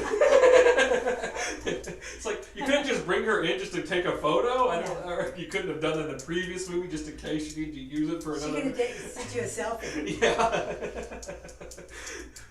And it's like, and that just happened so often, and that had been in my head for a bit of just like the fact that that's just in so many movies. So just that's how it is. Yeah. And then for this movie to take so much care and just in every, like, you know, these newspaper clippings and just which and all this different stuff was pretty. Yeah, I wrote down my very first note was this movie started in the middle of a paragraph, Yes. and I kind of liked that. After I got, after I went, okay, now I'm totally confused. Well, then it was like, okay, this is why they started it where they did, Just- right? And kind of giving you some flashback. Yeah, Doc's unabashed love for Shasta and just like the looks that he gives anytime he's asking about or anytime anyone close to Shasta is mentioned, just that desperation, the wide-eyed stares, not even pretending to just like. I honestly, I think his character thinks that he's being a little bit sly about it, but everyone else understands. Just this is someone who is just deeply in love with someone who totally wronged him. Which is why this is different than other cases. Like that's sort of Yes. why that this is so sort of that people keep bringing up that he's sort of responding to this Even- a little bit more emotionally. Yeah, Even which has a really- shred of the credit card Oh yes, on yep. it so that he could pick the lock. That was a fun little detail too. I love that. But a PI doing spec work, like really raising alarm bells for the looks like the LAPD's contract killer. That's it. It goes really deep. And It's great to see. And I just love how, so typically, yes, they all go through that without the sort of emotion, but every character is somehow emotionally involved in this, and that's what sort of is different about this, even to the point of his maritime law, his lawyer who becomes Precisely. emotionally involved because it involves his favorite boat. Yeah. So- Yeah, and things that appear so petty at first contribute so much to moving this plot along, and that is something that I adore about this movie. Just like unabashed love for that fact. Like, just I don't remember the actress's name, but she gets involved with the Golden Claw, and just it sounds like the most slapstick kind of just Thing. yeah.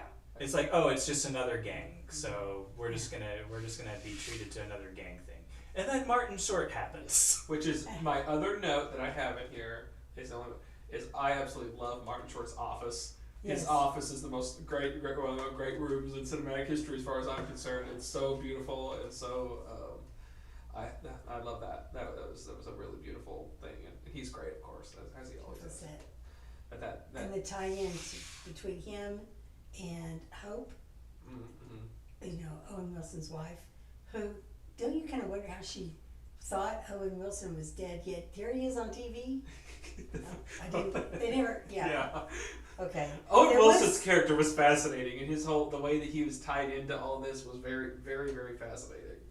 Yeah, and the thing is, that part's believable too, because you're talking about a character who is coming out of a drug addiction and has to raise a daughter, and But like, she's now and a drug probably, counselor and is now a drug counselor, and, and has.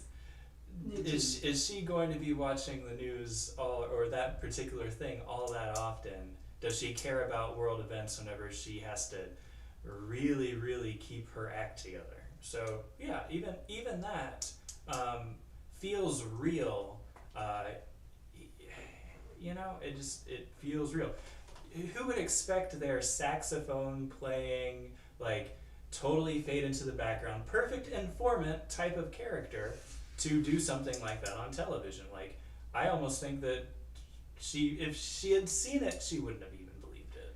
Well, and there was the fact that everyone had a different name, like everyone knew this guy, but under different names. Right. Like that was my favorite sort of, because Right. like then you have Reese Witherspoon had a different name for him than like he knew him at, like. I felt, and the fact that he was in a band with people that did not know him That had personally. He played with the previous iteration. Yeah, and I didn't see any of these characters as like really real people. Yeah. Yes. Yeah. And so There was a couple of lines in there that I really and truly loved. That one was, you can only ride the boulevard of regret for so long before you have to exit the expressway or get on the expressway or something like that. Oh yes. Wonderful line. Yep. yes, Ava had put earlier, but we'll put it here. And that was one of the bodyguard's wife. Yeah. Yeah. Wow, it almost ran off screen. Writing was good, especially humor, but I had a hard time finding a character to root for to keep my interest. And I must say, to me, it was a long movie. It was a long. I mean, it was a little overly complicated. Some threads could have been cut. It was a heavily male movie. Yes. It was very much like the macho culture of Wall Street, the macho culture of LA in 1970. So you found a through line there. Of course. Yeah. it's glaringly obvious. Like, there. Unless The- you're watching the a ramp- Hallmark movie, most of them are ultra male. Yeah, and absolutely rampant sexism in many parts in the movie, and it's treated in a way that it's like, this is what the culture was, this is what it was like, and yeah, it's hard to root for a lot of the characters in the movie, and it's hard to find like a good, like, I want to say kind of in-depth female character in this movie. There's one or two, but they're not all that fleshed out, and that's just because it's Pynchon. Like, he's gonna keep on throwing character after character after character at you, because he wants to explain it in terms of institutions, and that's kind of his trademark. And from that perspective, like, if you cut out any of them, you would have lost one of these institutions, and the point of like that would have been part of the sort of theme. And so I do think it could have been slightly less convoluted, and some parts could have been tightened here and there, but like, because that to me his was sidekick. At first, I thought he was hallucinating this guy, and then he really exists, but you didn't really know anything about him. yes, And he's gonna take his car to go get pizza, and he comes riding in with the steering wheel. Well, no, yeah, I can't drive. Yeah, But was that really necessary? I don't know. and The visual gags in this movie were fantastic. That one didn't play over so well, I agree. But I just It didn't does- see- yeah. it does poke really well, again, at that macho culture. Like, this is a manual transmission, piece of cake, and he runs in with his steering wheel. I mean, just that overly confident, like, happy-go-lucky optimism of, I'm in California and I'm following my dreams, and damn if I'm gonna let this manual transmission stop me. But yeah. yeah, and I must say, like, at time, I don't exactly know how all the things connect. I left the movie with like, okay, I mean, I got the whole vibe of the whole thing, but I don't know exactly how. I don't know if that was, There are more dots than connected dots. Yes. Yeah. And you get more questions than answers in the end. but the answers are good. Like the stuff that's tied up fairly neatly. The expression on Shasta's face at the very end, after this doesn't mean like this don't mean we're together. Like just that giddy kind of okay, yeah, this is somebody who's like can really get on my nerves just as much as I can get on their nerves, just like any like hot-tempered ex kind of deal. But that elation, that giddiness to that kind of dread of what next, like this is, and Shasta's character is really well developed. She has been through a lot of crazy stuff, and now what? There's that kind of graduate sort of now what? Yes. Yeah, do you think it would have been better suited to be a miniseries?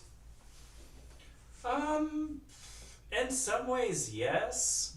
I think most of like Thomas Pynchon's stuff would probably work well in miniseries format, in binge watching, streaming kind of format. But you wouldn't have probably got all the people, and I don't know if Paul Thomas Anderson would do it. Yeah, no, but, yeah. no. It was This was what year was this released? 2014, Yeah. and If not you were as gonna do it today, yeah.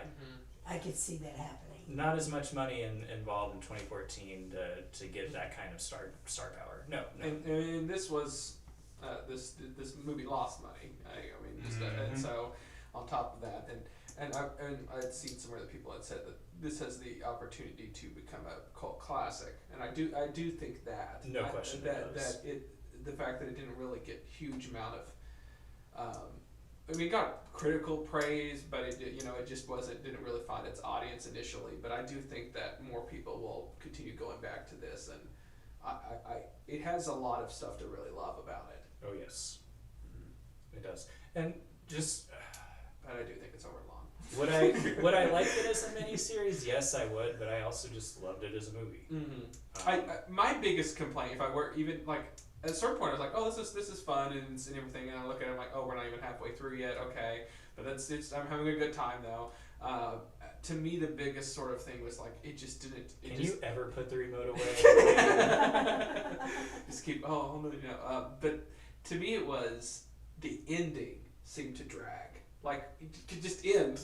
just I don't need all of this. That was the one that kind of that seemed to go on for too long more than anything else. Yeah, it's well, and that really comes down to the climax of the film is like Josh, like Bigfoot and Doc's interactions after Doc gets taken captive, and yeah, everything after is a very long denouement, but yeah, it still stays interesting, but it does like. The farce elements of it become just a farce in general in the ending. So yes. Anything? Did you have any other notes that you wanted to add to that? I love the soundtrack. Oh yes, we did mention the soundtrack. Johnny Greenwood from Radiohead did the soundtrack. Yep. It had Harvest from Neil Young. I mean, it doesn't get any better. Nope. So yeah. I thought I recognized his voice in the early part of this movie, just like in the scene in Suspiria. He did so well too. My goodness. And then it also had Journey Through the Past from Neil Young. But anyway, there were Sam Cooke. I mean, obviously Radiohead and Marquettes. I mean, it was a wonderful soundtrack. Oh yes. I may have to download that. Yep. Boomers of that era love Neil Young. Oh God. And the other boomers who don't love Neil Young really make fun of the people who like Neil Young a lot. I have family super into it. Really? Yeah. I enjoy Neil Young. I do too. I think it's saw pretty good. at the Mabee Center, Nash, Young, who else? Stills and Cosby. Yeah. At the Mabee Center. But no, soundtrack through and through is great. The Manson references, the paranoia from cops, just outright saying, if there are 4 people together in a car, we have to go under the assumption that they're a cult. That's right. Yeah. And there was That was hilarious. Yeah, that was great. so I went to That whole exchange with like Martin Short when the cop car. oh my goodness. No, It's and pretty great. the Japonica character also fantastic. Yeah. Just I don't know who the actor is for her character, but she is just this sort of over the top, someone who genuinely seems like they have a lot of crazy in them, Mm-hmm. and expressed it super well in the movie. So that going back to that cold thing reminds you of really stupid laws. All sorts of small towns throughout America have really stupid laws that are still in the books. One of the really stupid laws in Kirksville, Missouri, is that if 3 or more women, and this is a college town, like, you know, if 3 or more women live in the same house together, the city's going to view that as a brothel. And so there was, it made housing really, really inefficient there, and it sucked to be a girl in Kirksville, Missouri. My roommate in college, you know, she wasn't my roommate, she was a suite mate, right? So there was 4 of us, right? You shared a suite. She lived in In Kirksville? Kirksville, yeah. Yep. It's a strange place. Oh, yes. Very strange. Her family lived there. A lot of money. Yeah. But Yeah. anyway. St. Louis, Kansas City, back around probably, yep. The I love. So then there was also the institution that like and all like all there were just a lot of different this aspects to this movie that like and just the fact that like they were all sort of involved in different ways. Yeah, I love the sort of convolutedness of that in a certain like Convolutedness and what really sums up the banality of evil better than dentists fronting a heroin syndicate. Yes, exactly. Yeah. Yeah, that was great. Yes, I love the way they described that he died too. Yes. I'm glad I didn't have to see it. Totally. I'm just glad that The seething hatred. Yeah. in the description of that death. Yes. Yes. Yeah. Mm-hmm. Well, great. I guess we'll go on to recommend. Would you recommend this? Oh, sorry, Harrison. Would you recommend this movie, Harrison? More than any other of the movies that we've watched, including Suspiria, even though Suspiria is like 9.8, I'd say Inherent Vice in my world is 9.9. Okay, so what do you want to give it a 9.9? Until we can get fraction emojis, no. But if you're telling me what emojis to use with this, let's go with, is there a chicken, like deep fried steak? There's a steak emoji. Well, is there a deep fried something? There is a chicken leg. Let's go with that. Let's give it 5 chicken legs. It's called a poultry leg. It's your stomach. Yes, it was. You're gonna need to get really effed up before this meal and want a couple of tequila sunrises. Okay. Waitress character was great in this movie too. Can we talk about some more characters in this movie? You want to have another character that they want to mention? There's a large cat. That's a large Very cat. large cat. Yeah. And nobody took themselves too seriously. No one did. Like, Even the like little that. police officers, like, Mhm. well, there's 4 people in the car, and yeah. Yes, and I mean like, and Reese Witherspoon needs to do more comedy stuff. Like that's what I mean. Like with Election, like she's just so naturally good at that, and like in that that level of I don't know how to put it, like satire kind of Reese Witherspoon does dry humor beautifully. Yes.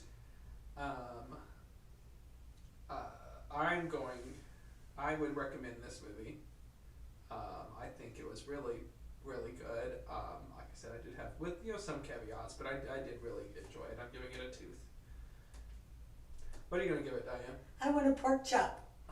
Oh, are you going off of your drinks? I'm sorry, but Joaquin Phoenix should have gotten an award for those pork chops. Oh, I don't yeah. have a pork chop emoji. You don't have a pork chop? They're Okay. telling me to do this steak, or they're telling me to do a pig, a knife, a pig face, and a Okay. Big hair.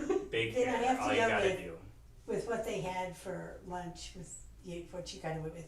I went the sushi board. You know which one I'm talking about? Oh, The board, sushi. Okay. the board, yeah. That's the closest we're gonna get to jellyfish croquettes. You want this? This sushi? No, the Okay. board that, yeah, what's it called? This movie's got more good eats than Alton Brown. Yeah, Jeez, well, send it to me, Diana. I just did. Oh, I see it. Oh, it's like a little bento box type thing? Yes, a bento box, Okay. thank you. Here we go. I think that fits for the lunch thing. So how many do you want to give of those? Just one, because we really need those chicken legs took up a lot of room. Oh, wow, she's blaming your chicken legs. It's okay. There's a lot on my box. My Uh-huh. bento box. And then Ava gave it two Every detectives. single one of them deserves to be there. What did Eva get it? 2 detectives. Oh, that's good. That's really good. Any more emojis we want to let her scream? Really put it out there. I still think the pork chop is the perfect one. No, yeah, He should have gotten on board. Those are some major pork chops. yes. Let's start hiring an artist to do some custom Twitch emojis. There you go. Yes. I would recommend this for somebody who has time. Mhm. If you're not in a rush. Do you like long movies? Yeah, if you like long movies, yeah. I have a behind the scenes story that I'm not going to say how I learned this information. Okay. The internet is. It's not the internet. It was some. I can't go into. I know somebody who knew someone who was a crew member was on this film. Okay. Which they might be watching. I don't know. We'll see. Because I found it to be interesting. But they were saying that for this film, they worked on there was a crew that worked on this film, and they were pretty upset. You're not about to TMT us. But they said that it's just a kind of an interesting thing. All the craft services for this film was vegan, and they hated it. Oh yeah, I bet it was. Mm-hmm. And so that's my little inside scoop of that, which makes sense, of course. Joaquin very famously had that whole speech about cows when he won for a Joker. And most of the staff's only. Hi, I won for dead. this movie Joker. Anyways, cows are mistreated. Yeah. Seemed like the appropriate time for that. And then later, Woody Harrelson made fun of him on Curb Your Enthusiasm, where he did a speech that he won, and that was, yes, very famously. So yeah, makes sense. I bet Josh Brolin brought his own steak. Woody's great Oscar speeches are all satire. So yeah, no, I don't know if there's any more I want to say about this. Any more I want to say? You got anything else? I got it all out. Okay. Well, great. We are going to go into preview time, and we'll tell you what we're watching next week here on Double Feature Movie Club. Keep doing that. Carrie sounds like clear all of our emojis off the screen. Okay. You're gonna play something here? No, we're good. Preview time.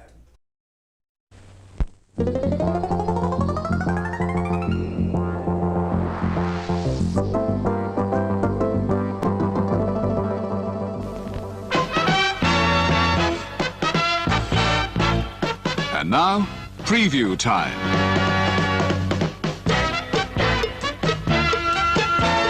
When it comes to entertainment, you can't beat a good film. So let's take a look at what's coming your way. When it comes to entertainment, you just can't beat a good film. Isn't that right, Diane? You really can't beat a good film. That's true. Hey, Ava, I want you to type Hobbies in. are nice. Ava, I want you to type in the name of the town you live in. Oh, you want her to dox herself? Let's share all of our personal information on the internet. Cade, can I get your wallet here? Get a good shot.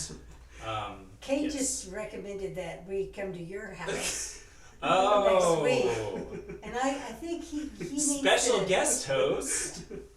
So, anyways, so we were going to say what our next week's movies are, but Ava, for anyone who listens to our show and everything, Ava, very obviously commenter. We had her, she rated these movies here this week. She'll be our next week's co-host guest for our movies, and our movies are The Post, 1970. It's Pentagon Papers, and Meryl Streep, Tom Hanks. I don't know what streaming that's on. Diane, get on that. Oh, yes, I am getting on that right as we speak. And then the other film that we are doing is Cinema Verite, which I believe was an HBO show movie, so it probably is on HBO Max. And it's Tim Robbins, Diane Lane, if I'm not mistaken. And it's about, and I think we even talked about that on Ava's last one. Maybe that was off air, I don't know. But that's about that family in the 70s that had that reality show that sort of followed. It was like kind of the first example of reality shows. And it was they did like they followed this family, and it kind of had, what was the impact of that? And that was kind of seen as many as the first reality show that existed. And so. Okay, so the first one, Mm-hmm. The Post. Yes. We will have to rent. Oh no, Diane. Mm-hmm. Well, Yeah, wow. Hulu has it on their premium Okay. subscription. Let me see. Everything else you have to rent. And then the Cinema Verite's on HBO. HBO Max. Yes. Mhm. Okay. Well, cool. And theaters everywhere. Tim Robbins is in it. Mm-hmm. Okay. Tim Robbins and I believe it's Diane. Diane Lang, Mhm. James Gandolfini, Oh, however you say his last yeah. name. Gandolfini. Gandalf. Gandalf. Gandalf, yeah. Gandalf's in this movie. That's a good one. So, yeah, that should be interesting. And if you want to meet at Ava's house to record this, I think she put the name. Can you see it? Yes, I can see Do you it. think you could say it?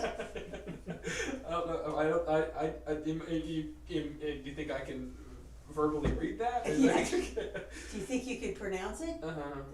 You can't go there unless you can pronounce it. Okay. Well, it is a little bit away. Yeah. It's not, nearby. No. So we'll have to once again destroy the studio as we do every week. We'll have to tear this apart and then go virtual, and then whenever we want to come back, we'll have to rebuild this again. Yeah. But the soundproofing stays up, doesn't it? Stronger. Better. Yeah. And the next week, the weighted blanket will be Sacrifice? If Harrison disappears, we'll know what happened. test You it right won't now? know what happened because I didn't put it on. Oh, there you go. You want to put it on, Harrison, right now at the very end to see Nope. what the test Nope. theory? No, thank you. Yep. Oh Nope. man, did we not talk it up? You're enough? comforting enough. Oh, okay. Maybe next week we'll have some space blankets, some tinfoil, right, Dan? Great. Okay. I'm trying to do all of our bits to so it has like so it's whatever callbacks, and it's nice and comforting for people to have. It's a good to callback. practice those. Kate. It really is. Really gonna reassure your guests for next week. So Okay. when will this be available on Apple and where we get our podcast? Tomorrow. Now. Right. Now? Right now. Tomorrow. So if you're listening to this now, and it'll be as a podcast. We put them out Monday mornings on all the podcasting things. But of course, if you like us so much and you've heard it that way, you can tune in to us live on Twitch or YouTube under Cade Thomas, and that's what we're doing now. And while you're here, like and subscribe. Click all the buttons. If you're watching it on YouTube or Twitch. Listen to us on your terrible commutes. Yes. Yeah. Yeah. Rate us 5 stars. Like we say, click all the buttons. Like Click all the buttons. all the buttons while you're driving. All the buttons, all the hearts. Yes. All of it. Mm-hmm. Really, what I'm trying to say is, if you're listening to this on your commute, please look at the phone. Don't. That is the most important thing right now. Right now, whatever you're doing, do it and click a button. Click a That button. That takes precedent. That's right. Thank you for the last thing that you will ever do on the planet. You did something good and worthwhile. Well, thank you, Cade, for introducing me to one new movie. The other one I knew about, so yeah, I brought that one to you. And aren't you glad I did? I am glad you did. It's going to end up being in your top 5. Oh, you think so? Oh yeah, Well, what if our next movies just completely knock that out? it will. It was in the top 5 at one point in time. Yeah. That's all it needs to be. That's right. It's in the top 5 right now. What's the point of having a top 5 and never changing any of the movies in them? It means that you've peaked. Exactly. Then there's Like no it reason to watch another movie. Mm-hmm. Yeah. Right.